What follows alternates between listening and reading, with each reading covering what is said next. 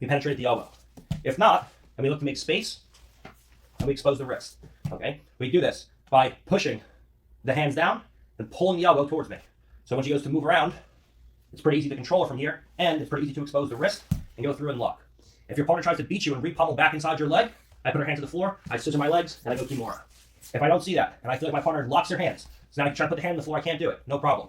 I just shoot my left knee to the floor, and I build up to my two knees. Like so. Now, she tries to glue her head to the floor.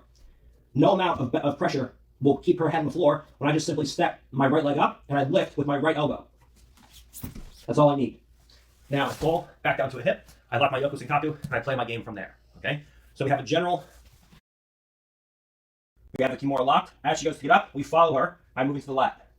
Now, as she goes to get up from here, we're going to look to pull ourselves up so our head's higher than hers. And now from here, if she does nothing, we just go back head and over again, point our knee, and put our hook in. If she goes to get up, we follow our partner across, and then from here, we're ready to go in, lock back head and arm, lock power halves, and go into attacking turtle series from there. Okay? So that's initially just going in, getting to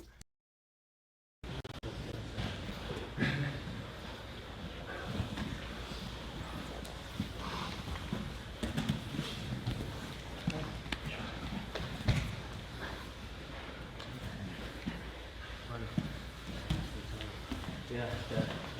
You're like tapping the leg. Yeah.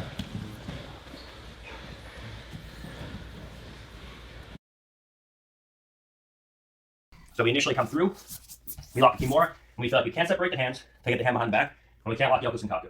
Whenever I see this, we just shoot through to a situation like so. Where we go from locked hands here to pseudo Kimura, where we can control our partner's leg to some degree. When she goes to move around and free the elbow from here, she can't. When she goes to open the legs from here, it's not impossible, but it's difficult. And now, this gives us time to take my right leg, and I'm shooting it over my partner's body with the intention of getting her wrist behind the back of my knee. Like so. Now we just go through, and we grab our own thigh. I lean forwards to create a weightless left leg, and I step. I don't make the mistake of sitting upright and falling to bottom position, because now I have to switch to things like power Kimuras and try to do triangles. My partner's on top of me, it's more difficult from here. Okay, you're not on the top pin anymore. My partner's forearm. So I'm trying to finish the Yoko Senkaku. I have the initial lock, but I can't get to the adjustment. Or maybe I make the adjustment, I just can't finish. My mechanics aren't there yet. No problem.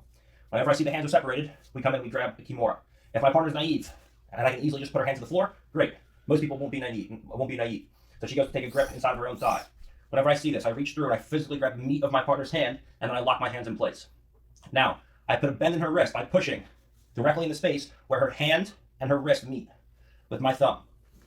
So when she goes to extend hard, we can always put a bend in that hand very easily. I can only do this by grabbing the meat of my partner's hand. Now from here, when she goes to stop me from putting it behind the back, it's a pretty easy thing.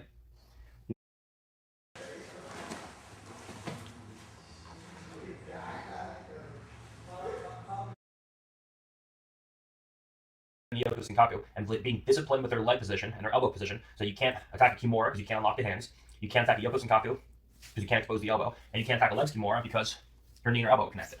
Okay. Whenever I see this, all I'm going to look to do is switch from a Kimura to a scoop grip.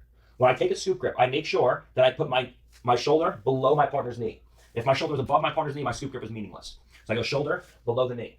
Now, from this position, I'm just going to slide my right knee forward to my partner's hip line, and then all one motion, I just come out, my foot steps across, and now I slide past my partner's hip line with my right knee, and from here we come in, we put two hands over, and now we're ready to go in and go into all of our various attacks on my partner's legs. Okay? So generally, I take a look at what our bottom elbow is doing. If her bottom elbow, at any point, separates from her body enough so that just my foot can fit inside, now you're ready to go. If she unlocks her hands, we put the hand behind the back. If she doesn't, no problem. We just fall down to a hip. This will always allow me to shoot my bottom leg through and lock up. Okay? Have the confidence that as you fall, your bottom leg will shoot through. I just fall, I pull my partner on top of me.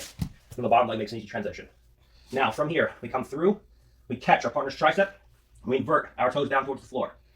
From here, we unlock our legs, and we look to shoot our hips towards our partner's neck by extending the top leg. So that now, as we fall, we lock up, and we get incredibly strong finishes with Yoko Senkaku.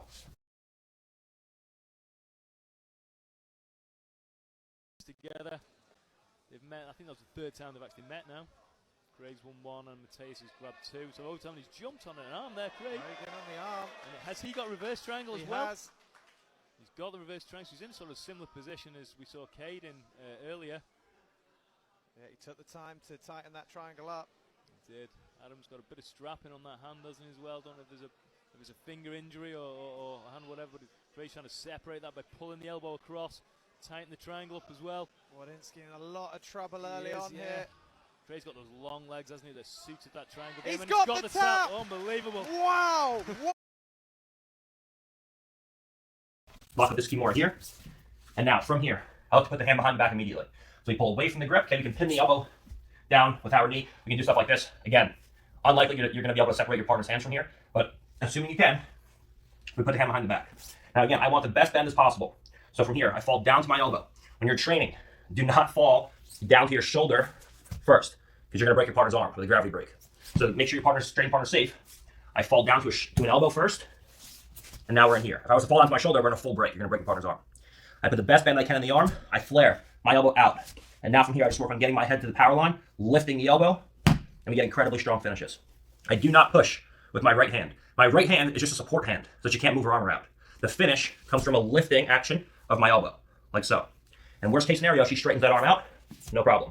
We go elbow to elbow, head drifts towards the power line, and we break our partner just the same. If she bends her arm to alleviate pressure, it goes further behind the back than original, and now from here we can break our partner very, very easily, okay? So, finishing a Kimura on someone when you can get the hand behind the back. Okay, obviously, by moving in and moving out. Now she has everything inside. From here, I'm going to shorten my elbow, bring an inside bicep tie in. When she tries to stop this, it's not an easy thing to do. I can always steal the inside position with my hand. Now I open up the elbow, and she goes to beat me with the pommel. I can always get my head inside. Now, elbow comes back. I immediately have that knee or that ear shoulder connection. And now, as she gets to pommel her hand in,